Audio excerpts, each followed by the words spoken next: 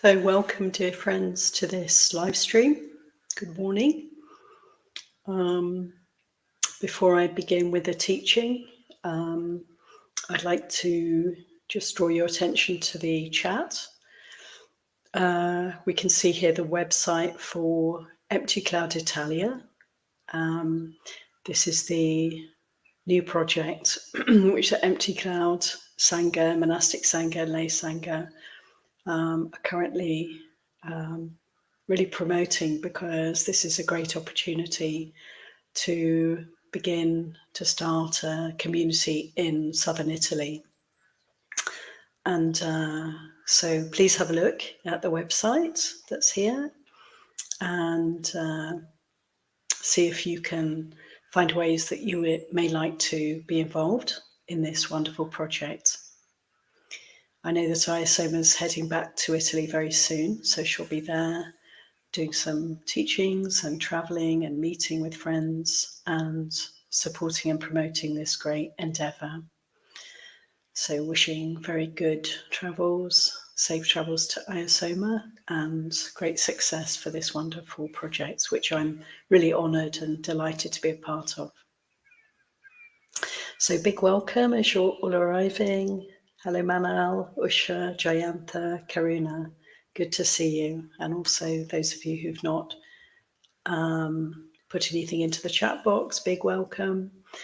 I'd like to speak today about a topic in the Samyutta Nikaya that has many teachings around it. There's about 40 plus suttas that are about this topic, topic being the danger of gain, of honor, of praise, of renown, of power, of privilege.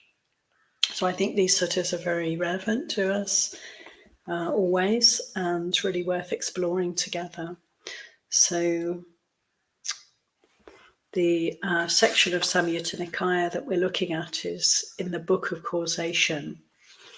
And this chapter 17, Labha Sakara Sanyutta, is the connected discourses on gains and honor.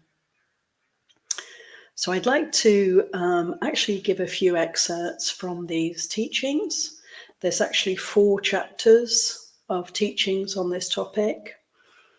So many similes, many kind of ways of investigating the Buddha's teaching in this area.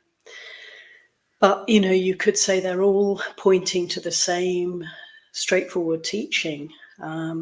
So I'll give you that straightforward teaching to start with, which is to be found right in the very first sutta, very clearly stated. So if you like to relax, settle in, welcome those who've just joined, open your ears to the Dharma. I'll begin by paying homage to our teacher, the Buddha. Namo tassa bhagavato arahato samma sambuddhassa. Namo tassa bhagavato arahato samma sambuddhassa. Namo tassa bhagavato arahato samma sambuddhassa. Buddhang namang sangha namasami. So here we go. First teaching in this chapter on gains and honor. Chapter 17, Samyutta Nikaya. And the first teaching in this section is called Dreadful. I'm reading Bhikkhu Bodhi's translation. The Buddha said, he was dwelling at Savatthi. The Buddha was dwelling at Savatthi in Jeta's Grove and Athapindika's Park. There the Blessed One addressed the bhikkhus thus. Monks, Venerable Sir, those bhikkhus replied. The Blessed One said this. Friends, dreadful are gain, honor, and praise. Bitter, vile, obstructive, obstructive to achieving the unsurpassed security from bondage. That is our goal, obstructive to the path of practice. Therefore, monks, you should train yourselves thus. We will abandon the arisen gain, honor, and praise. And we will not let any arisen gain, honor, and praise persist, obsessing our minds. Thus you should train yourselves. So friends, this is the core teaching of this whole section of Samyutta Nikaya on gain and honor. And then the Buddha goes on in many teachings to give similes to try to really help us to perceive, to understand the danger here. So there's a sutta here called the Hook, where the Buddha compares gain, honor, and praise to like a fish who gets hooked by the bait and caught by the fisherman. And he says, in this case, the fisherman is Mara, is delusion. And the bait is gain, honor, and praise. Don't fall for it. Don't get hooked. Don't think this is worth grasping. Let it go. Don't touch it. Rather, don't get near it. Danger. There's a sutta called the Turtle, where the Buddha compares gain, honor, and praise as like a turtle who is warned not to go to a certain place, but who nevertheless goes into the dangerous territory and doesn't really realize quite what's happening, but somehow he's been hit, he's been caught, a cord is attached to his shell, and he comes back and he's told, you're no longer able to stay here, friend, you've been caught, you're snared. We have to be very careful, friends, with gain, honor, and praise, with power, with privilege, with advantage, because, they can be very invisible for us, can't they? Those who have not the privilege, not the opportunities, not the kind of ability to swim with the current, they're not accepted, or they're not acknowledged in the same way as those in privileged positions. It's very obvious to them.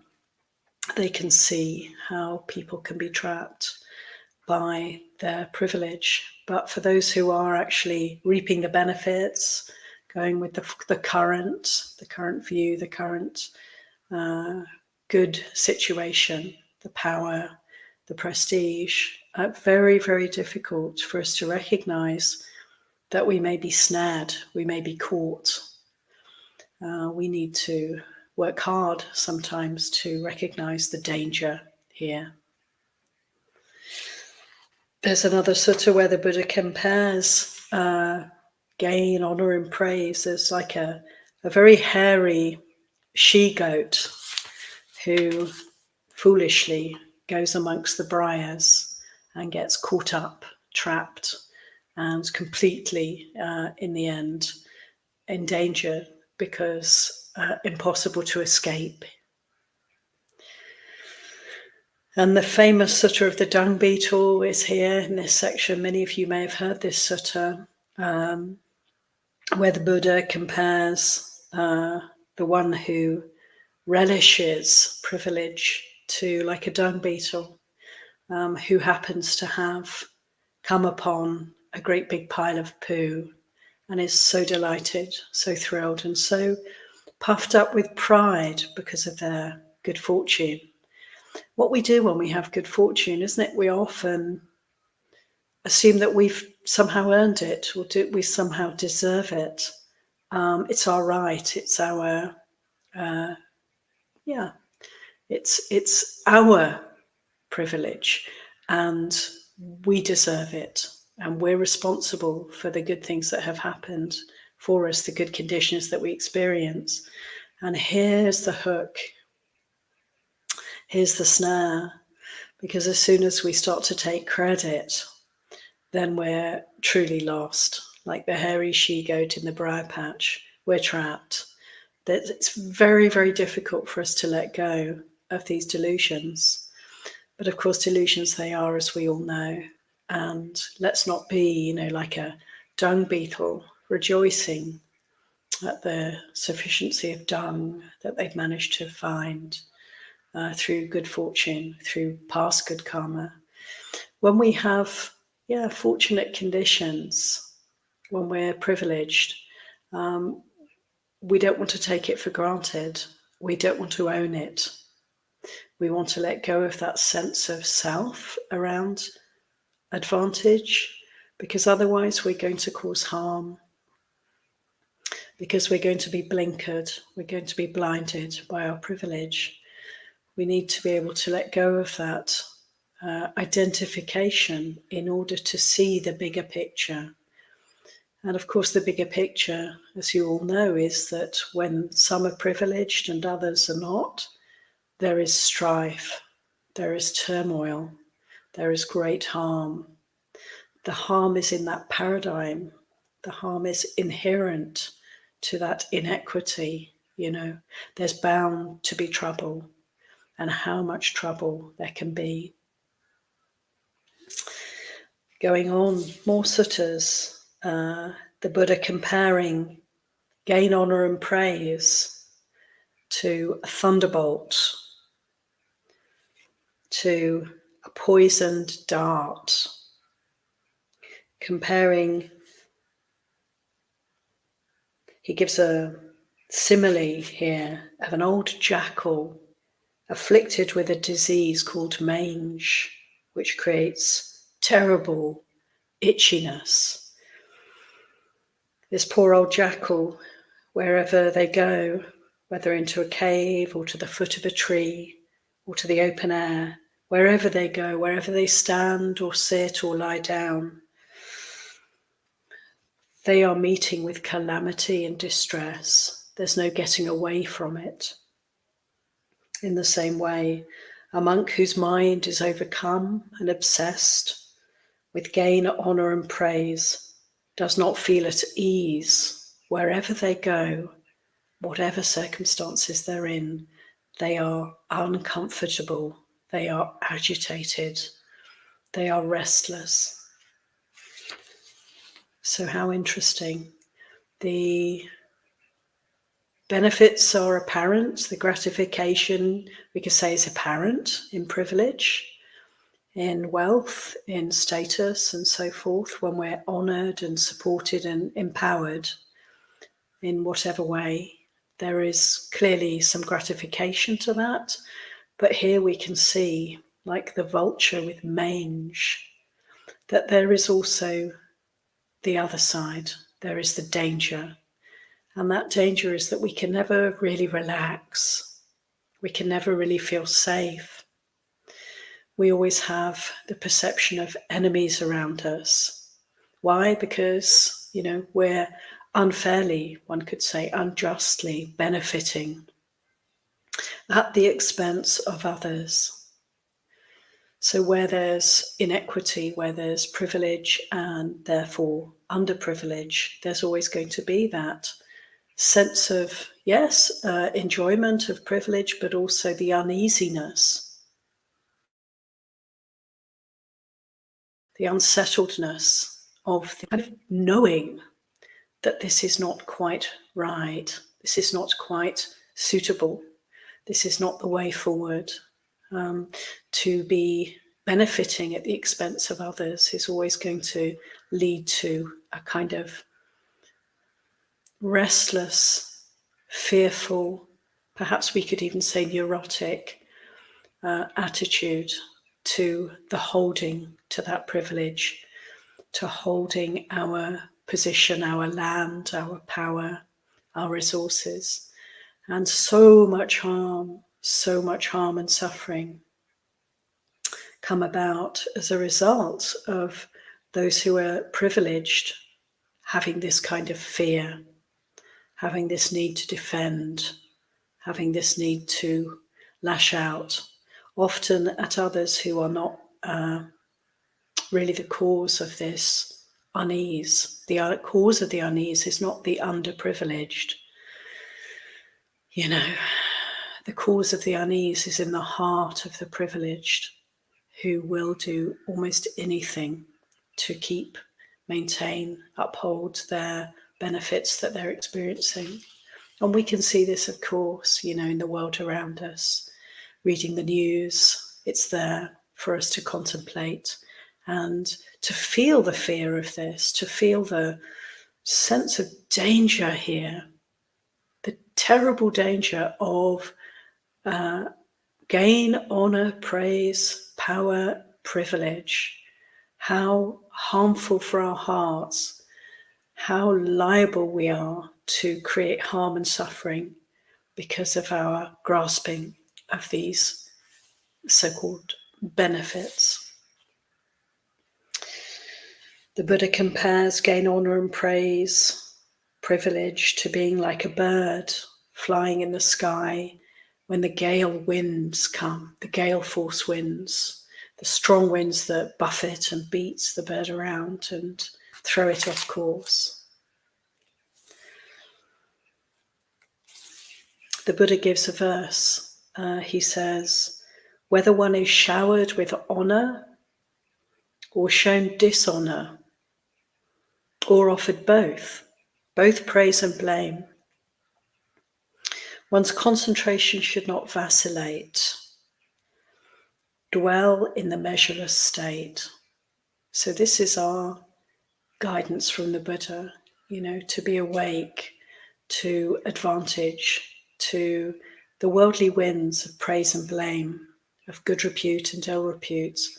You could say of privilege and lack of privilege, to wake up to this, to see the bigger picture and not to allow ourselves to identify with any position whatsoever. And in this way we can maintain equanimity.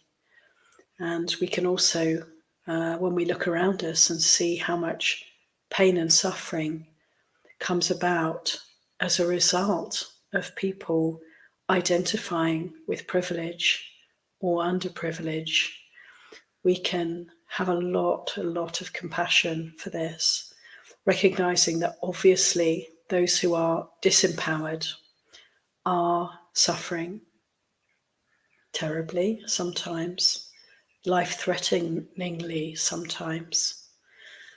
Sometimes people we can see in the world right now not even having the basic ability to survive and be safe.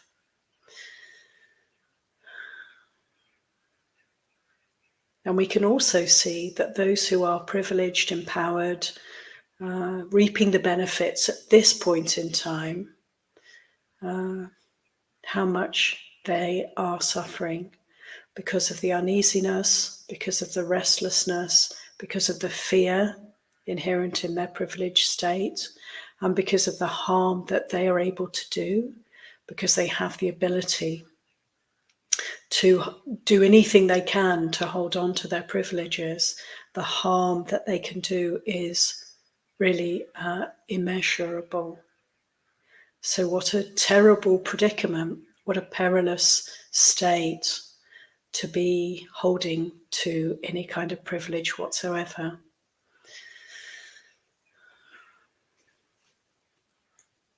The Buddha goes on in the second chapter of this collection of teachings on the dangers of gain, honor, and praise. He goes on to speak about monastics he's known.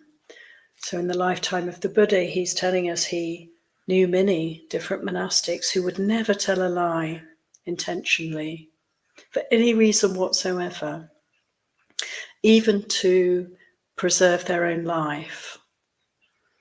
And such people, again and again, he's speaking of such monastics with their minds overcome and obsessed by gain, honor, and praise, telling a deliberate lie, losing their virtue, losing their brightness, their goodness. So dreadful, gain, honor, and praise. The Buddha tells of lay women wishing to go forth into the holy life, lay men wishing to go forth. Example of a lay woman here whose mother is giving her wise, loving advice, and she says to her daughter who wishes to become a bhikkhuni, good, you should become like the bhikkhunis Kema and Upalawana. This is the standard and criterion for female disciples who are bhikkhunis. And while you're a trainee, my dear, one who has not yet reached her mind's ideal, may gain, honor, and praise not come upon you. What a blessing. So isn't this wonderful? If we want to really bless one another, we can say, good friend, may you not receive gain, honor, and praise. May you not be privileged. May you not be powerful. May you not have status in the world. Recognizing that all of these things are not inherently wrong, although inequity is, as I said, the cause of great suffering in the world.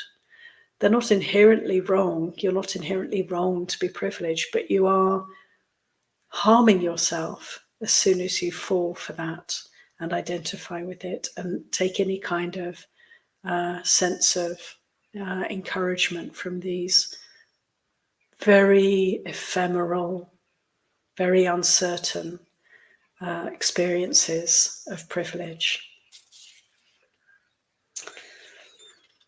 The Buddha goes on, sutta after sutta, describes gain, honor, and praise as like a cord that's cutting through the skin to the sinews, to the bone, and right through into the marrow.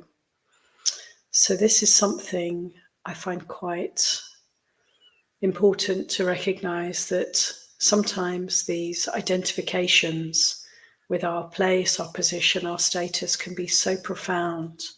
It can be very, very difficult for us to perceive, to experience, to appreciate the privilege that we may have, and also exceedingly difficult to let it go. We talk about the fragile, ego of those who are privileged and advantaged. Very, very difficult to see, and even more difficult to let go. So this is something to be really aware of, I guess, in ourselves. And just keep patiently working with any sense of self around advantage or disadvantage to, be gentle but persistent in unpacking our identification here. Takes time, takes effort. The effort must be made.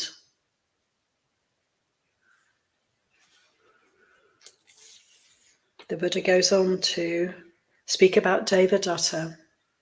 Devadatta was the Buddha's cousin, as many of you know, who created a schism in the Sangha. And in these series of suttas, the Buddha's talking about how the reason that Devadatta created a schism in the Sangha was because of gain, honor, and praise, because he got obsessed and attached to his status, obsessed with it and deeply identified with it. And in this way, Devadatta's wholesome root was cut off. His wholesome nature was cut off. His bright nature was cut off. It's a bit like the story of the fallen angel, Lucifer, in the Christian tradition, isn't it? And Mara, also in the Buddhist tradition. Mara, Devadatta, great beings with great brightness. Mara is a deva, a high angelic divine being. Even so, the danger of identifying with that kind of privilege, that kind of beauty, that kind of brightness, the wholesomeness even, if we identify with that and make that ours, how dangerous, how dangerous, how dangerous to be praised by others and uplifted by others, and even more, how dangerous to have self-praise going on, to think of ourselves in any way as superior to others. As soon as we do this, conceit, this pride, this conceit comes in, and we've lost the plot. Again, we're just rolling around in delusion and wasting our time, wasting our precious life, not able to practice. So we need to wake up, to also the commentary that goes on within us, and the kind of likelihood, actually, that we're identifying with our good traits as much as our bad traits, and investing them, with self. All of this is to be let go of. All of this is to be seen through. So I think I've covered the aspects of these suttas that I wanted to share with you. And we can now just open up to considering the teaching as a whole. I think I've said quite a bit about the dangers of identifying with our good fortune, with our privilege, with power, and the risk really of not only this causing great harm to our spiritual potential, to our ability to practice, to our ability to free our hearts from suffering, but also there's the great danger of harming others, almost without realizing sometimes, almost inadvertently.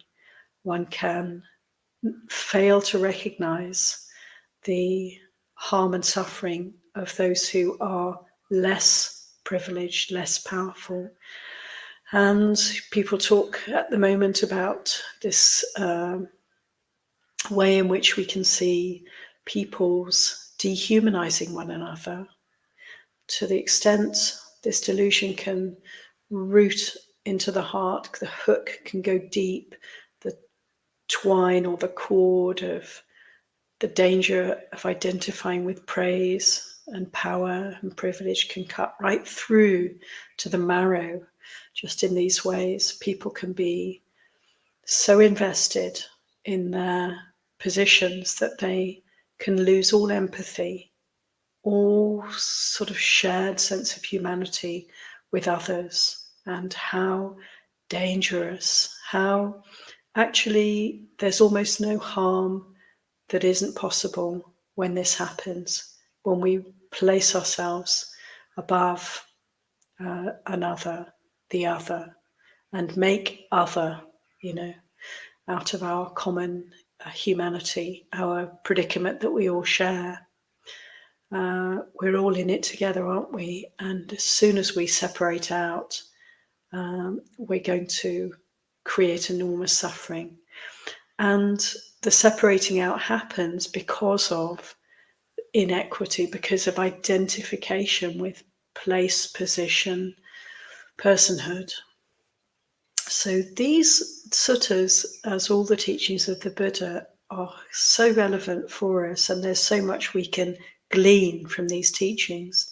And there is, of course, the guidance there for us. There is like the way to take heart and take in the Dhamma and find our way forward through a very confused, a very chaotic, a very crazy samsaric experience. There is so much suffering in the world. We can't change the world externally, but we can certainly investigate deeply the world here and purify it, friends. Root out conceit, root out the dangerous tendency to identify with our experience and let it flow by. And then we can see from that resourced place of degree of wisdom, degree of insight, and a degree, therefore, of peace and well-being. We can then look around us with great love, great compassion, great tenderness, and with great equanimity, and see how beings are creating so much harm and suffering through not having the guidance, not having the ability to look within and root out the suffering there. All the suffering in the world around us comes from the suffering right here. So let's be, for ourselves, for this one, practicing with energy, with effort. Keep taking in the teachings of the Buddha. Be guided by these Dharma teachings and keep letting go of suffering wherever we meet it.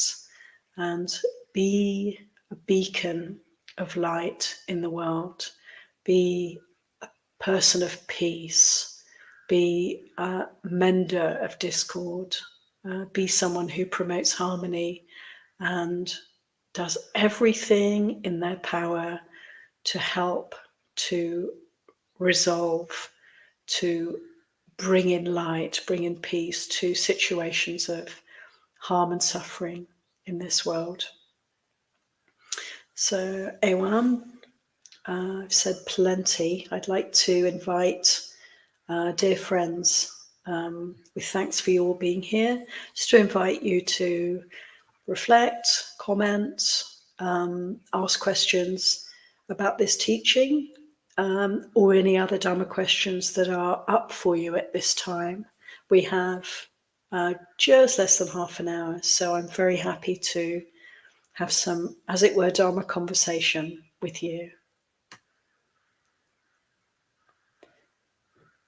So just looking through the chat, warm greetings, Rebecca, Tito, Joel, Era, John, Matthias, Bhumika, Kirsten, Sud, Charles Lee, Thai person, sorry I don't know the Thai script, Niranjan from Nepal, good to see, not see exactly, but good to be with you. Philos Eterno, to Damika, Kim and Amarantha. Welcome to all those whose names I don't know as well. And I have a question from Damika. Thanks, Damika. Does the feta mean feeling or memory or perception or consciousness or action? Thank you. Well, that's great. I'm not sure if I'm fully understanding your question, but I hope my interpretation is accurate, because this is a lovely opening of the topic. Because, okay, let's take the feta to be the, in a way, falling for, getting hooked by, getting caught up by praise, honor, and renown, good renown. We could also say privilege, power, wealth, having some advantages in the world at this point. Is this a feeling or memory, perception, consciousness, or action? So we can investigate for ourselves how privilege, advantage has its ways of manifesting. We can say in the world around us, we can often see quite clearly when we look at others how praise, gain, honor, and renown endanger people, endanger both the ones receiving the support and the ones who are there, who are, in a way disenfranchised.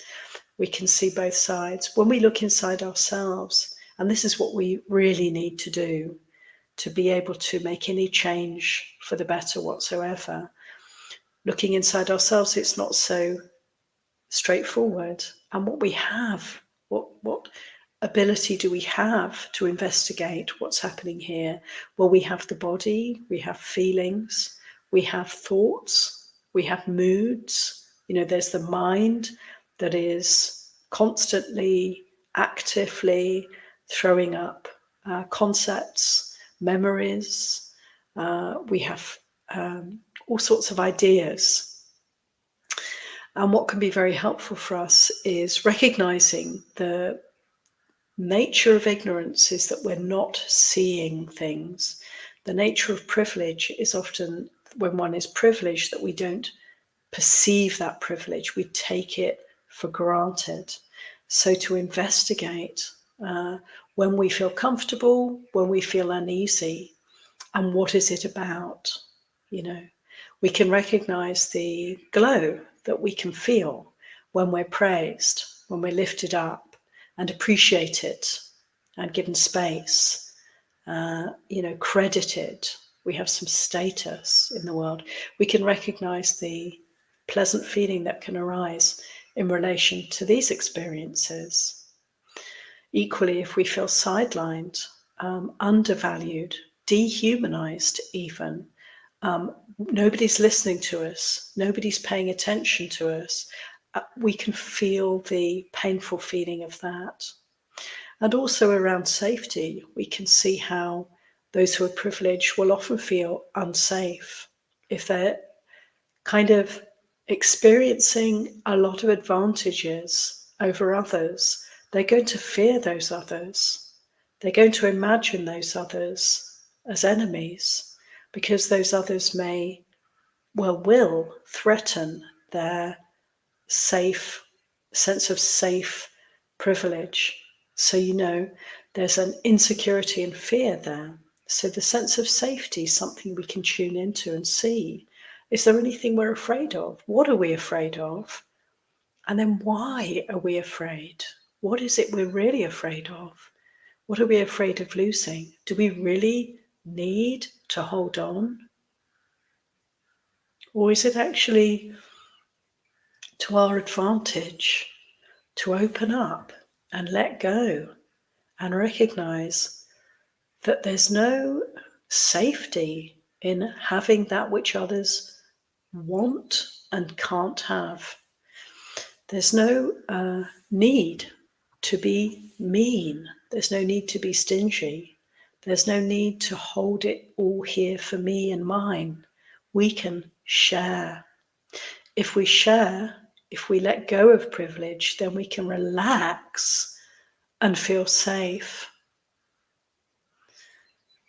Work with harmony, work with well-being, work with building values, building virtue, living in a wholesome, good way. It's very, very difficult to do that when there is a sense of needing to hold on to anything whatsoever, actually.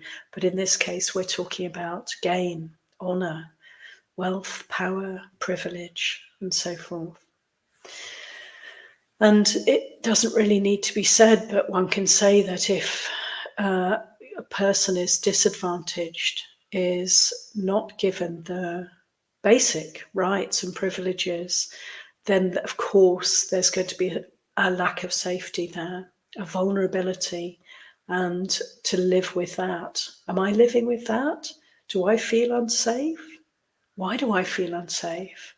What is this fear about? So to investigate our situation, friends, and to tease out where there may be, there are, you could say, these worldly winds of praise and gain, praise and blame, gain and lack. There are these worldly winds, but we can actually, as practitioners, use these experiences for liberation. And always be aware that we do not have to identify with the worldly winds. We don't have to be like the bird that's being buffeted by the gale force winds. Not at all. We can rest. We can rest. Rest in the practice. Rest in the letting go. Rest in the understanding that there's no experience here that's personal, that's me and mine, that is to be clung to. There is just inevitably always change. One day privileged, the next day disadvantaged. One day praised, the next day blamed. Let's not allow ourselves to hold on to any of these ephemeral experiences. Free up. And then the compassion and the wish for the well-being of all beings and the peace and calm can actually manifest for us, right? So we can be that peace in the world. Thank you very much for your question, Damika, and I hope that meets it somehow, that response. So I have a question from Mei Lee. Thank you, Mei Lee. Is the 12 dependent origination the same as the name and form in Omitofo? clinging for existence, craving for happiness and food, etc. in the Pure Land. Thank you, Meili. I'm not so well versed on the Chan tradition, being a Theravadan bhikkhuni. It's kind of all encompassing in a way. Each of these traditions are so full and so complete expressions of the Buddha's Dhamma that I'm not so sure about how it is in the Pure Land. So I can't really answer your question probably very well. Certainly the 12 links of dependent origination, dependent arising, codependent arising, they are teachings that are very core to the Buddha, and all the traditions investigate these teachings of cause and effect. And so we're all, on the same page in that regard. So I imagine that the name and form will be the same for everyone, the understanding of that, mind and body, the situation we find ourselves in here, having a mind and body, that experience and that kind of understanding of how to work with mind and body would be the same in all the Buddhist traditions. The clinging for existence is recognized by all of us, right? And really, we're so much talking about that here. The identification with our experience can be so strong that we can literally feel that our survival depends upon this holding. We can cling as if we're clinging to existence itself. When we cling to our privilege, we are on very shaky ground. We're on a pedestal, if we're privileged, that is extremely shaky. It can come down at any time. If not in this lifetime, most certainly after the end of this lifetime, when this life ends, we're going to be plummeting. And so this is why, we need to not cling to anything whatsoever. And of course, there's more danger that will cling to the pleasant, that which produces a feeling of well-being, a pleasant feeling in us, praise, honor, good repute, power and privilege, lovely. There's a sense of a kind of superficial sense of safety and a strong sense of well-being that one can experience in terms of feeling, pleasant feeling. How much more difficult to let go of the pleasant, but of course, without letting go of the pleasant, we're also holding very tightly to all that is a source of suffering, painful feeling. We're so much more likely to be cruel, to lack empathy, to harm when we're holding on to the pleasant, friends. This is where renunciation is so important. The Buddha's teaching of right intention is a strong encouragement for us to practice renunciation, practice letting go. Anything you treasure, anything that gives you a feeling of solidity, of personhood, of a place in the world, of entitlement. This is my right. Anything that gives you that feeling is a hook, is a danger. It's like landing in the briar patch. It's like landing in the hot coals. Careful. We have to be so careful, don't we? So to see how, yes, clinging to anything whatsoever is going to create more and more suffering, more and more birth and death.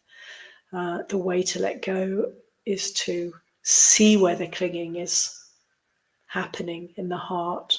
Feel it. Feel what it's like. Feel the pain of it. Feel the agitation of it. And be willing to just loosen the grip gradually. Feel the fear of that and just breathe through that. Breathe through it and keep letting go. Keep relaxing. And slowly but surely we come to a safer ground. Yeah, so I don't think I've really addressed your question at all, Maylee, but I'm grateful for it because of the kind of springboard that our interactions provide. I'm grateful for that. Without your questions and your attention, friends, there's no Dharma talk. So this is a collective effort. Thank you, Maylee. And please come back to me if I can address your question in a more clear way. So thank you, Maylee, for your thanks. That's encouraging. Hi, Louisa. Welcome. No worries if you're late. We can always watch later, catch up later. Okay, Manel has a couple of comments I'd like to share. Thank you, Manel. Good day. I always experience hesitation when someone shares praise with me. I fumble with the response because I'm watching the internal rise in feeling and searching for skillful response. Sadhu. How may I better handle such responses which are sometimes immediately needed? Well, I just really appreciate, Manal, what you shared, because I think many people will recognize this. We actually know when we pay attention how dangerous this territory is. So it's because it's like being really hungry and being offered a delicious meal. We often are vulnerable to praise, to honor, to gain. We are, after all, very vulnerable, aren't we, as human beings? We're standing on shaky ground. This life is so short, it's so insecure, there is no safety in samsara. And so we're very vulnerable to anything that gives us a sense of well-being here. And when we're receiving the good opinion, the good view of those around us, that gives us a sense of safety and a sense of a kind of flourishing, a kind of warmth, whatever it is for you, a glow or just a kind of leaning towards those who praise us, those who approve of us. And of course, conversely, if others disapprove of us, if they're maligning us, if they're treating us as less than human, we're going to have it's going to have a very strong effect on us. So we're very vulnerable to the collective view. And when we're praised, particularly perhaps, Manal, if we're receiving praise in front of others, in front of a group, in public, if we're a public figure who is, buoyed up by the support of certain others, we can see how dangerous that can be for us. And so the fact that you have this natural inclination to pause and be very careful here when praised, to really notice what's happening within you, this is a really great thing. And I'll often see wise people who are politely being praised by others in public, perhaps, introduced in a very complimentary way, a very uplifting way, that's making much of their good qualities and successes in the world. You often see these things happening because we like to support one another. And this is one of the ways that people will support one another. But when a wise person is being feted in this way, is being praised and cherished and celebrated, often that person will become rather serious. I'm sure we've all seen that. Perhaps we have noticed that for ourselves also, that it's a very sobering moment if one is aware and awake to the moment, because it is a snare, it's a hook.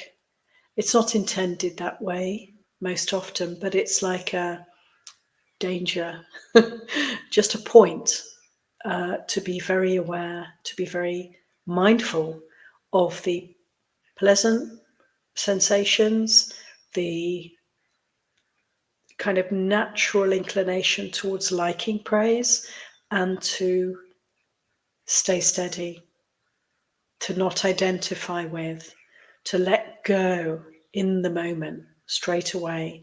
Just let go of any sense of self that arises as a result of being created by others, whether we're being created as something wonderful or something terrible. There is the creation that happens through speech, through the way we relate to one another.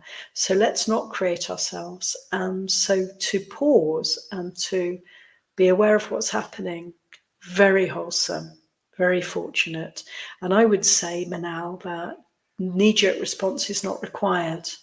Even to be polite, not so essential. What's really essential is to be ourselves and to have the experiences that we're having and to allow others to see, perhaps in this case, allow others to see that this is a tricky moment.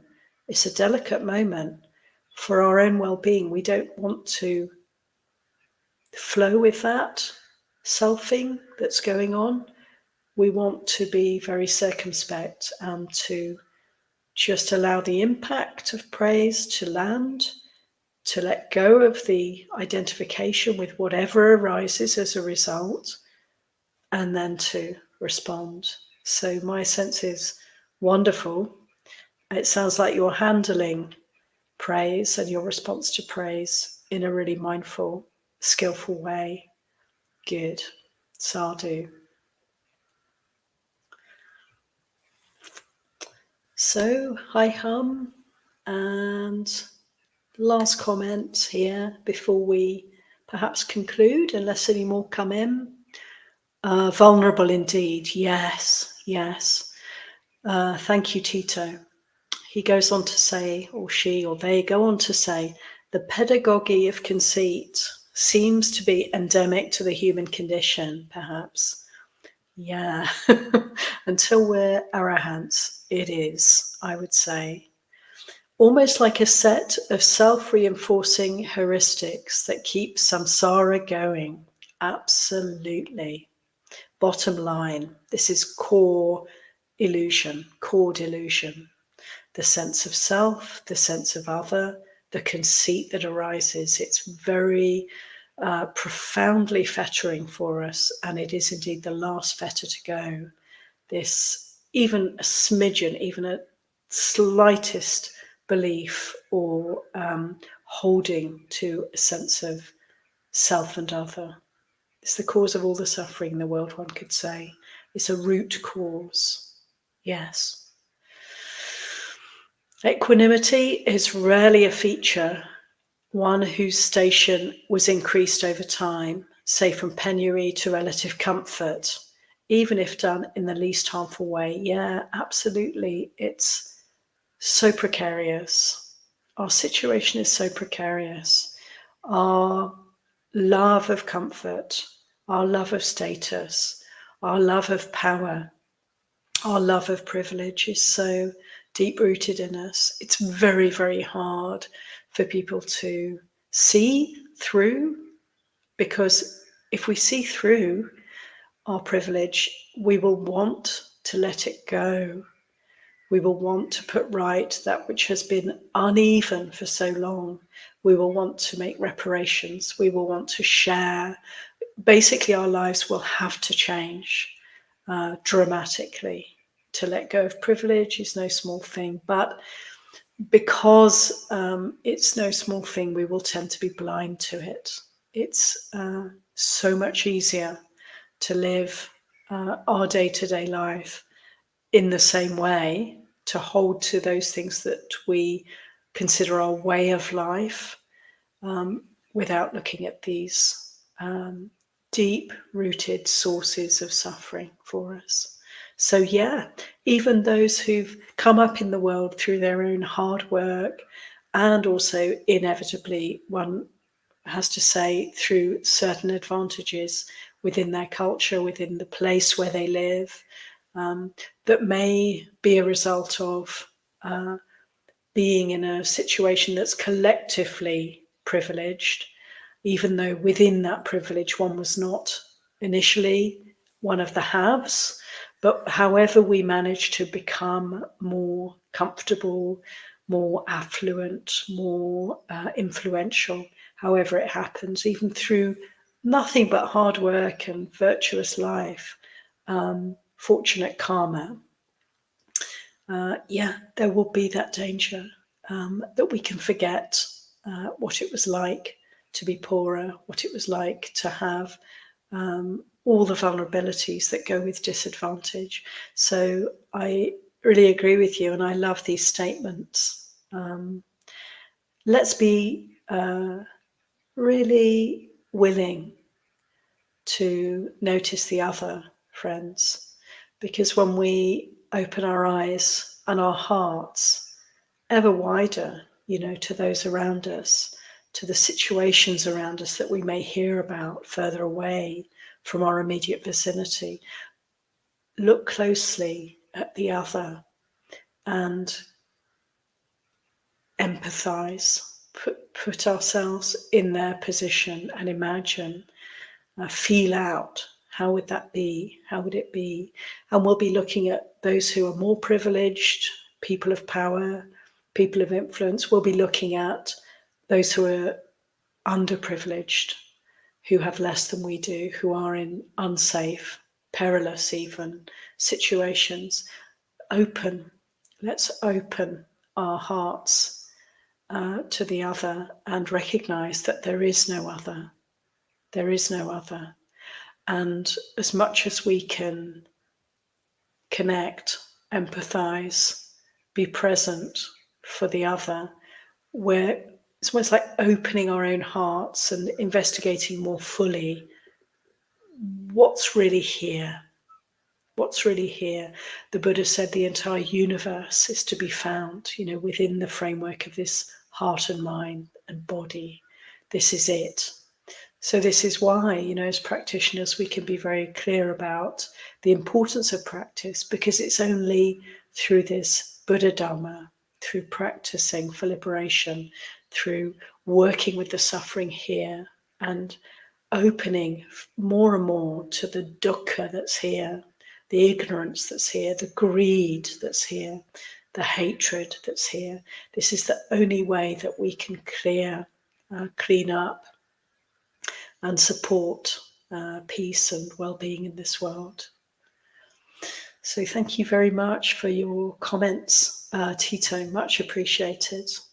And there is another question here, which I'm happy to answer. We just have a few minutes, so I'll be brief. But thank you, Charles Lee, for your question. When you mention pleasant feeling and danger, this reminded me of the triad of the gratification, the danger, and the escape. Can you expound on this? Thank you so much, Chelsea. That's a beautiful teaching to bring in at this point. Lovely way to round up this session. The danger, the gratification, the escape. We can apply this to all of our experience. And so let's just recognize here that indeed in these teachings, Charles Lee, in this section of the Samyutta Nikaya, the Buddha does mention the gratification, the danger, and the escape in relation to praise, honor, and gain. So that's really worth having a look at. But basically, let's just see how we've been talking about the advantages, the obvious advantages of privilege, of praise, of being in the winning team, for now, at this point, in this moment. The obvious gratification is there. We feel uplifted, we feel empowered. It's like we're swimming with the current. When we're an advantaged one at this point, if it may be because of our gender, maybe because of our color, maybe because of where we live, where we were born, and so forth. If we're in the advantaged side, group, moment, then it's a bit like where we want to swim, where we want to head, the current's going our way. We make a bit of effort and we move fast because we're going with the current. doesn't seem like it's such hard work. It's not so difficult to do well. We're likely to succeed without too much difficulty. And we might be foolish enough to take some sort of praise for that, to feel that that's our hard work that's paid off. Let's remember the currents, the undercurrents in our lives of advantage and disadvantage. If we're swimming against the current, if we're in the underclass, whatever it may be, in this point at this time, then it's a bit like we know where we need to go and we're having to work super hard to swim against the current. The current is going in the opposite direction. We are not among the advantaged. We are not the praised. We are not uplifted here. So everything we do and everything we achieve is like so difficult. It's so much easier to flow with the current and be unsuccessful, to give up, give in. So let's remember that, everyone we see is swimming, and whether they're swimming with the current or against the current, it's something to notice. Let's notice the undercurrents that affect all of us. For some of us, it's kind of like there's a mixture. It's a mixed picture. For others of us, it's very clear. We're most definitely advantaged, privileged, or we're most definitely not. And just to know that. So anyway, the gratification, Charles Lee Wright, is obvious, isn't it? In the case of advantage. The danger is also obvious, that it's not going to last. We're going to fall from grace. We're going to experience the other. It's inevitable.